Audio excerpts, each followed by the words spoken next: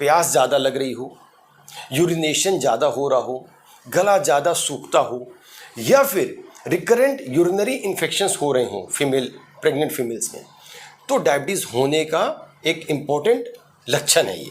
नमस्कार साथियों, आज हमारे साथ हैं doctor Inderjit Singh Ahuja, medical director Ahuja Medical and Research Centre से। और आज हम लोग ऐसी बीमारी के बारे में बात करेंगे जिसकी जानकारी अभी बहुत से लोगों को है ही नहीं, जिसको हम लोग कहते हैं diabetes in pregnancy. Sir, diabetes in pregnancy क्या है, सबसे पहले हम लोग ये जानना चाहेंगे। डायबिटीज़ इन प्रेगनेंसी का दूसरा नाम है जेस्टेशनल डायबिटीज़।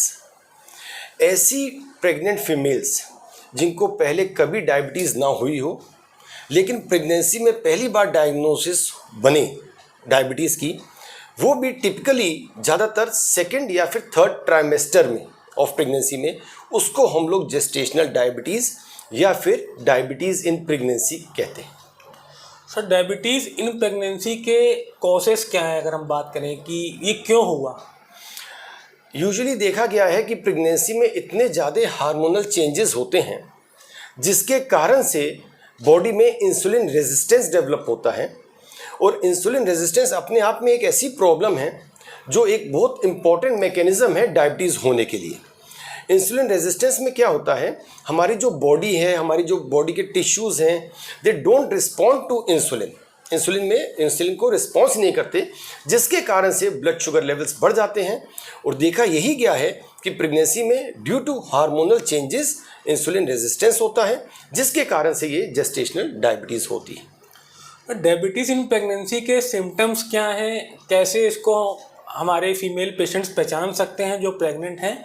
शहरों में तो लोग जल्दी हॉस्पिटल में आ जाते हैं जब वो प्रेग्नेंट होते हैं, लेकिन ग्रामीण क्षेत्रों में अभी भी सर बहुत सी लेडीज़ हैं जो हॉस्पिटल आने में बहुत लेट करती हैं। तो ऐसी लेडीज़ कैसे पहचाने कि उन्हें प्रेगनेंसी के दौरान डायबिटीज़ की प्रॉब्लम हो गई है?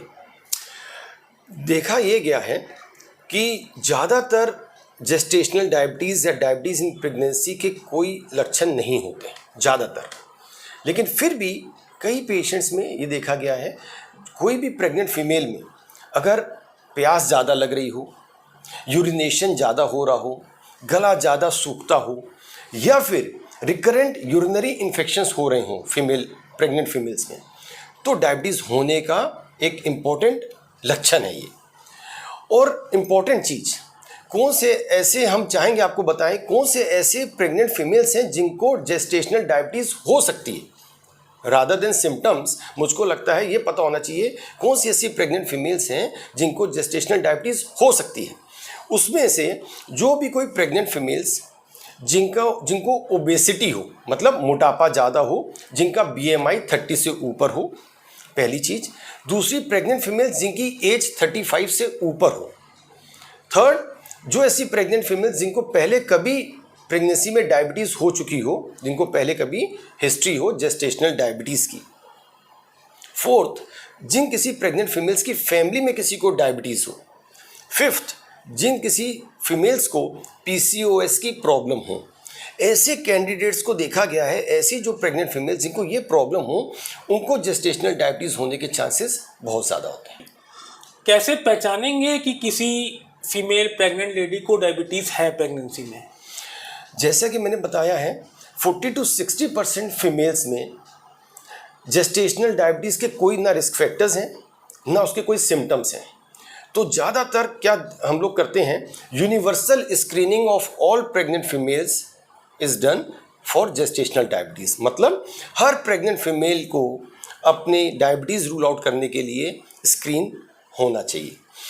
उसका तरीका है, जिसको किस प्रेग्नेंट फीमेल को अगर कोई भी रिस्क फैक्टर्स नहीं है, जो कि मैंने पहले बताया है, obesity, age more than 35, family history of diabetes, या फिर अपना पहले की कोई हिस्ट्री GDM की नहीं है, ऐसी फीमेल्स अगर नॉर्मल कोई प्रेग्नेंट फीमेल है, उसको हम लोग प्रेगनेंसी में 24 to 28 वीक्स में उसको स्क्रीन करते हैं, उसको टेस्ट करते हैं ब्लड शुगर के लिए कि उसको डायबिटीज़ है कि नहीं है।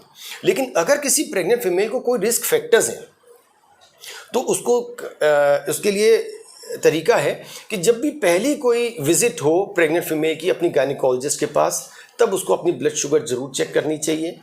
सेकेंड, अगर तब भी उसकी नॉर्मल आए तो उसको 12 to 16 वीक्स ऑफ प्रेगनेंसी में दोबारा से शुगर चेक करनी चाहिए।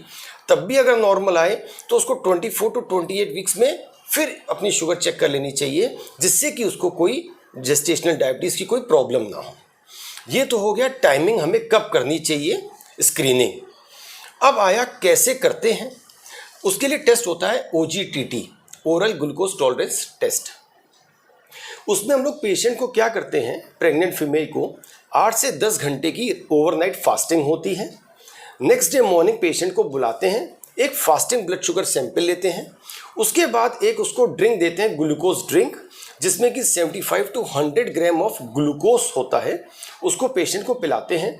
उसके 1 घंटे बाद ब्लड सैंपल दोबारा ड्रॉ करते हैं और 2 घंटे बाद फिर एक और ब्लड सैंपल ड्रॉ करते हैं ब्लड शुगर के लिए।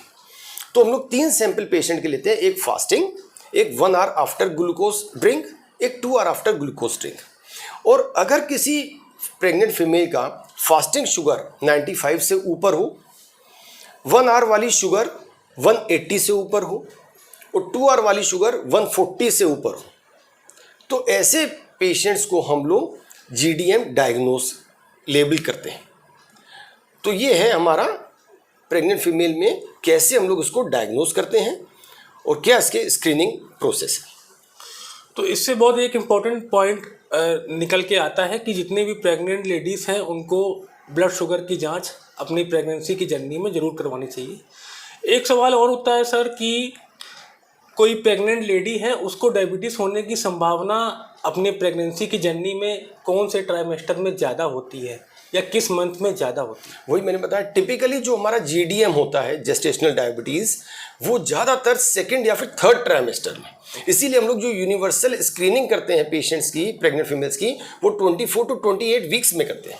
लेकिन अगर कोई प्रेग्नेंट फीमेल को कोई रिस्क फैक्टर्स हैं, उसमें हम लोग को पहली एंटीनेटल विजिट में उसको शुगर जरूर चेक करनी चाहिए, उसके बाद 12 to 16 वीक्स में, और थर्ड टाइम 24 to 28 वीक्स में अगर उसकी ब्लड शुगर लेवल्स नॉर्मल चल रही हैं तो। अगर किसी प्रेग्नेंट फीमेल में डायबिटीज़ डिटेक्ट हो जाता है प्रेगनेंसी के दौरान, तो उसका ट्रीटमेंट कैसे होता है और कितने समय चलता है? जेस्टेशनल डायबिटीज़ का जो ट्रीटमेंट है वो बहुत स्ट्रिक्ट ब्लड शुगर कंट्रोल है, क्योंकि हम लोग इसमें एक लाइफ नहीं 2 लाइफ को हम लोग डील कर रहे हैं, मदर की भी और चाइल्ड की भी। तो जैसे हम लोग जो नॉर्मल डायबिटिक पेशेंट्स होते हैं उसमें थोड़ा सा हम लोग लीनियंट रहते हैं ब्लड शुगर कंट्रोल करने में, लेकिन इसमें हम लोग बहुत स्ट्रिक्ट कंट्रोल करना होता है। फुल 9 मंथ्स हम लोग को प्रॉपर कंट्रोल करना होता है। तो जो पहला स्टेप होता है जेस्टेशनल डायबिटीज़ के मैनेजमेंट में, वो होता है lifestyle management.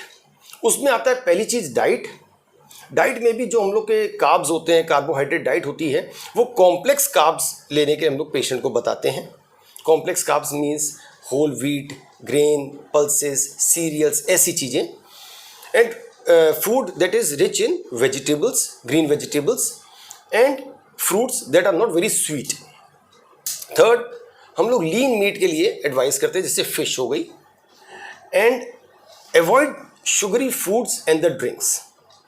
And second step इसका होता है लाइफस्टाइल का एक्सरसाइज। उसमें हम लोग एडवाइस करते हैं 30 minutes of moderate intensity of exercise at least 5 days a week. लेकिन प्रेग्नेंट फीमेल में हम लोग हमेशा कहते हैं कि अपनी गायनिकोलॉजिस्ट से पहले कंसल्ट कर लें कि आपको किस इंटेंसिटी की एक्सरसाइज आपको अलाउड है। कई बार ऐसे कोई कॉम्प्लिकेशंस होते हैं प्रेगनेंसी में कि हम लोग बहुत सीवियर एक्सरसाइज नहीं कर सकते हैं, तो उस केसेस में अपनी गायनिकोलॉजिस्ट से कंसल्ट करें। तो पहली तो लाइफस्टाइल मॉडिफिकेशन, जिसमें कि डाइट एंड एक्सरसाइज है। सेकंड होता है मेडिकेशन। उसमें भी 2 चीज़ें हैं। पहला, अगर ब्लड शुगर मोर और लेस बॉर्डर लाइन पे है प्रेग्नेंट फीमेल का, तो हमारी ओरल मेडिकेशन है मेटफॉर्मिन, वो बहुत हेल्पफुल होती है, ज़्यादातर पेशेंट्स को कंट्रोल कर लेती है। लेकिन अगर ब्लड शुगर लेवल्स बहुत ज़्यादा हैं तो हमारी इंसुलिन ही एक ड्रग ऑफ चॉइस है प्रेग्नेंट फीमेल्स के लिए। वो भी इंसुलिन एनालॉग्स जो अवेलेबल हैं, ज़्यादातर लिस्प्रो इंसुलिन, एपिड्रा एंड डेटिमिर, ये 3 इंसुलिन एनालॉग्स हैं जो रिकमेंडेड हैं हमारी प्रेग्नेंट फीमेल्स के लिए ड्यूरिंग प्रेगनेंसी हैविंग डायबिटीज़। तो ये हमारा एक बेसिक मैनेजमेंट है डायबिटिक पेशेंट्स इन प्रेगनेंसी, कैसे उनको मैनेज करना। ऐसी प्रेग्नेंट लेडीज़ जिनको प्रेगनेंसी के दौरान डायबिटीज़ आप डिटेक्ट करते हैं, सर क्या डिलीवरी के बाद डायबिटीज़ अपने आप ठीक हो जाता है कि डिलीवरी के बाद भी ये प्रॉब्लम एग्जिस्ट करती है? बहुत इंपॉर्टेंट क्वेश्चन है और सब पेशेंट्स का यही एक क्वेश्चन रहता है जब हम लोग के पास आती हैं प्रेग्नेंट फीमेल्स कि सर हमको अगर अभी डायबिटीज़ डायग्नोज हुई है प्रेगनेंसी में तो क्या हमारे लिए लाइफ लॉन्ग हो गई? तो हमारा आंसर आप सब लोगों के लिए है 90% प्रेग्नेंट फीमेल्स जिनको डायबिटीज़ डायग्नोज हुई प्रेगनेंसी में 90% वो जैसे डिलीवरी हो जाती है वो नॉर्मल हो जाती है, उनका ब्लड शुगर लेवल नॉर्मल हो जाता है with in the span of 24 to 48 hours. लेकिन जो ऐसी प्रेग्नेंट फीमेल्स जिनको ओबेसिटी बहुत ज़्यादा हो, जिनकी एज 35 से ज़्यादा हो, जिनको बहुत हाई डोज में इंसुलिन यूज़ हो रही हो प्रेगनेंसी में डायबिटीज़ कंट्रोल करने के लिए, ऐसी फीमेल्स में देखा गया है कि नेक्स्ट 5 इयर्स में डायबिटीज़ होने के चांसेस 50% है। तो अगर आपको बहुत ज़्यादा इंसुलिन चली आपकी ब्लड शुगर कंट्रोल करने के लिए प्रेगनेंसी में, तो उसका मतलब आपको नेक्स्ट 5 इयर्स में डायबिटीज़ होने के चांसेस 50% है। और अगर आप चाहते हो कि हमें डायबिटीज़ ना हो नेक्स्ट 5 इयर्स में भी, उसके लिए इंपॉर्टेंट चीज़ है आप अपनी डाइट मेंटेन करिए, डायबिटिक डाइट फॉलो करिए, एक्सरसाइज रेगुलर करिए एंड इम्पॉर्टेंट अपनी ब्लड शुगर मॉनिटरिंग करते रहिए। ब्लड शुगर मॉनिटरिंग से कई बार पेशेंट अपने आप से अपनी शुगर कंट्रोल कर सकता है। उसको जहाँ लगा हमारी शुगर बढ़ रही है, थोड़ा सा उसने अपना डाइट को कंट्रोल किया, ही कैन मैनेज। लेकिन अगर आपको कोई ऐसे रिस्क हैं, ओबेसिटी, एज मोर देन 35 या इंसुलिन ड्यूरिंग प्रेगनेंसी, तो आपको डायबिटीज़ होने के चांसेस 50% है नेक्स्ट 5 ईयर्स। अगर किसी फीमेल में प्रेगनेंसी के दौरान डायबिटीज़ डिटेक्ट हो जाती है, तो जब उसकी सर सेकंड प्रेगनेंसी आएगी या आगे की जो प्रेगनेंसी उसकी जर्नी रहेंगी, अदर प्रेगनेंसीज रहेंगी, क्या उसमें भी उनको डायबिटीज़ की प्रॉब्लम आएगी? या मोर देन 50% चांसेस हैं आपको नेक्स्ट डिलीवरी में भी, नेक्स्ट प्रेगनेंसी में भी आपको जेस्टेशनल डायबिटीज़ होने की। तो अगर आपको फर्स्ट प्रेगनेंसी में GDM डायग्नोज हुआ है तो नेक्स्ट जैसी जैसी आपकी प्रेगनेंसीज होंगी उतने ज़्यादा चांसेस हैं नेक्स्ट प्रेगनेंसी में मोर देन 50%, और उसके बाद अगर थर्ड प्रेगनेंसी, फोर्थ प्रेगनेंसी होती है तो मोर देन 60-70% केसेस में आपको GDM फिर होने के चांसेस हैं। अब प्रेगनेंसी के दौरान डायबिटीज़ डिटेक्ट होती है किसी फीमेल में और उसका ट्रीटमेंट भी रेगुलर चलता रहता है। सवाल सर ये उठता है, अगर उसका ट्रीटमेंट सही से चलता रहा पूरे टाइम, तो उसका जो होने वाला बेबी है क्या उस पर कोई प्रभाव पड़ता है डायबिटीज़ का? बहुत इंपॉर्टेंट क्वेश्चन है। अगर आपको जेस्टेशनल डायबिटीज़ डायग्नोज हुई और आपने इसका proper sugar management, blood sugar management किया, ब्लड शुगर कंट्रोल पे रखा, अपने डॉक्टर्स को रेगुलर फॉलोअप में रखा, अपनी गायनिकोलॉजिस्ट से रेगुलर एंटीनेटल चेकअप कराते रहे, टाइमली अपने अल्ट्रासाउंड कराते रहे, तो हमारा बेबी बिल्कुल हेल्दी बॉर्न होगा। जी सर। लेकिन अगर आपने प्रॉपर फॉलोअप नहीं किया, ब्लड शुगर लेवल्स आपके नॉर्मल नहीं रहे, तो सब कॉम्प्लिकेशंस होने के चांसेस हैं आपके बेबी को। पहला मोस्ट इंपॉर्टेंट जो कॉम्प्लिकेशन बेबी में, increased birth weight baby which can lead to birth trauma. Second, congenital anomalies बच्चे में हो सकती हैं। थर्ड इंपॉर्टेंट, बच्चा जब न्यू बॉर्न होता है उसको हाइपोग्लाइसीमिया होने के चांसेस हो सकते हैं। फोर्थ, बच्चे को रेस्पिरेटरी डिस्ट्रेस होने के। तो बहुत ज़्यादा चांसेस हैं बच्चे की मोर्टेलिटी के लिए या फिर डेथ के लिए अगर आपकी ब्लड शुगर लेवल्स कंट्रोल नहीं है प्रेगनेंसी में। कितने % फीमेल्स ऐसी हैं जिनको प्रेगनेंसी के दौरान डायबिटीज़ डिटेक्ट होता है? कहने का मतलब है prevalence of GDM in pregnancy. Actually देखा गया है कि हमारे इंडियन सबसेट ऑफ पेशेंट्स में 10 to 15% ऑफ प्रेग्नेंट फीमेल्स में देखा गया कि जेस्टेशनल डायबिटीज़ होने के चांसेस हैं। मतलब अगर हमारे पास 10 प्रेग्नेंट फीमेल्स हैं, उम्मीद है 1 से 2 पेशेंट ऐसे होंगे जिनको जेस्टेशनल डायबिटीज़ हो सकती है। इसीलिए इसका यूनिवर्सल स्क्रीनिंग हम लोग करते हैं। प्रेग्नेंट फीमेल्स के लिए सर आप क्या मैसेज देना चाहेंगे? वो ऐसा कौन से स्टेप्स करें या ऐसा कौन सा डाइटरी मॉडिफिकेशंस करें जिनसे उनको डायबिटीज़ होने की संभावना कम से कम रहे प्रेगनेंसी में?